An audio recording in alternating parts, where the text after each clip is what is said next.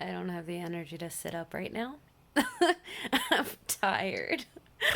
But I do want to respond to what Kate you were saying in your unathletic video. Um, so I made notes, but I'm too tired to get them and they're like a foot and a half away. I similarly did gymnastics and like ballet, tap, and jazz as a very young child and was not good at them and did not continue very long. The difference is I actually really enjoyed the dance stuff. Um, and I wasn't exactly popular with that crowd, so like it wasn't like a social thing, but it was just like the thing to do. You do your like after school activity, and that was the after school activity. So yeah. uh Gymnastics was, I mean, I did it in the class for like maybe a year or something. But gymnastics for us was more about, there was this gym, it was called Schaefer's in town, and people would have their birthday party sometimes there. And it'd be like your whole group, your friends, your class, whatever, your like cousins would all go, and it'd be like this big deal. And like you'd have like you and your 15 closest friends get to like jump in the ball pit and like swing on the ropes. And it was geared towards maybe like a maximum age of 6. Like this is little kids we're talking about. It was so fun. It was like the best thing to do as a child.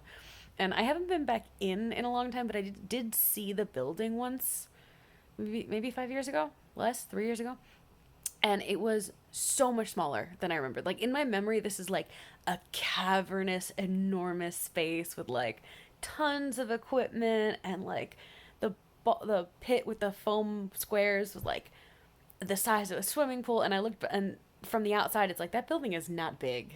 Like it wouldn't have held much, but it was so fun as a little kid.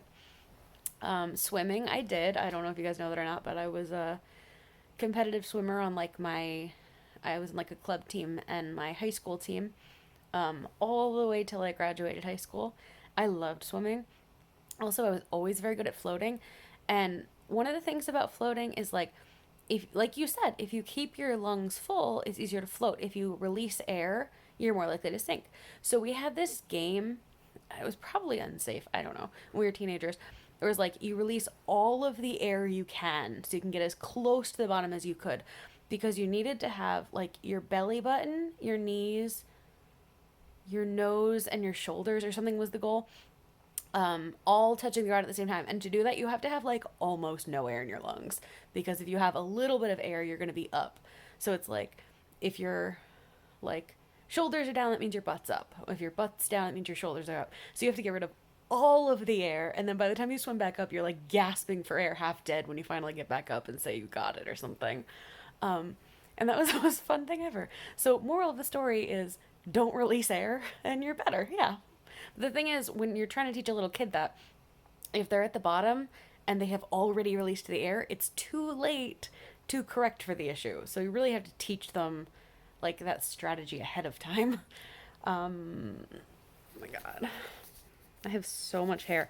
See that I've got like a bunch of streaks of silver, and it's like you can't really see it anywhere else. There's just like a whole bunch of silver right here. Like it's not just like three. It's like, okay, you can't see them in this lighting, but there are a fair number of silver streaks right there. Um, I used to be able to do cartwheels. I used to do cartwheels all the time. I would be afraid to hurt myself because I'm like not athletic anymore. It's like, yes, I've gained weight, but more than that, I mean like I don't move around as much. I'm not like active the way I used to be. Probably should fix that. Buying a car dramatically changed my like lifestyle. I've probably talked about that, but I went from averaging 15 to 20,000 steps per day to averaging probably like 2 to 5,000 steps per day. Like it is a wild change. Like my step count today is like 2,000, and that's because of one walk to the post office. Otherwise, it's like I don't go outside much. We have like shelter in place, so even if I wanted to like walk to a restaurant to pick up food, I couldn't do it.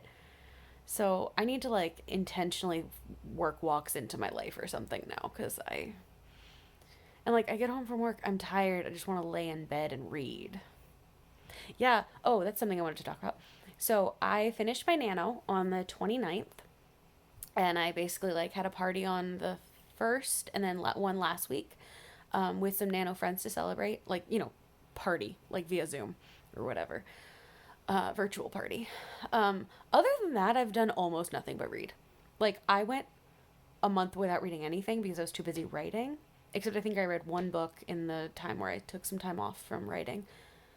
But in December, I think I've read like five full books and a whole bunch of fan fiction, and almost everything in that has been stuff I've already read because it was just like, I'm going to go back to comfort reading, things I love and things I know I'm going to feel good about. And it's like, oh, I love reading so much. Okay, I'm going to say goodbye, and probably go to sleep within the next 6 minutes. Well, I'll upload this first and then sleep. Okay. DFTBA. Love you guys. Hope you're doing well. Oh, P.S. Kate, you made the joke about I hope your things are going swimmingly or something. Your pun. I laughed. I actually laughed at a pun. I hate myself. I'm just kidding. It was cute. It fit. Okay. DFTBA.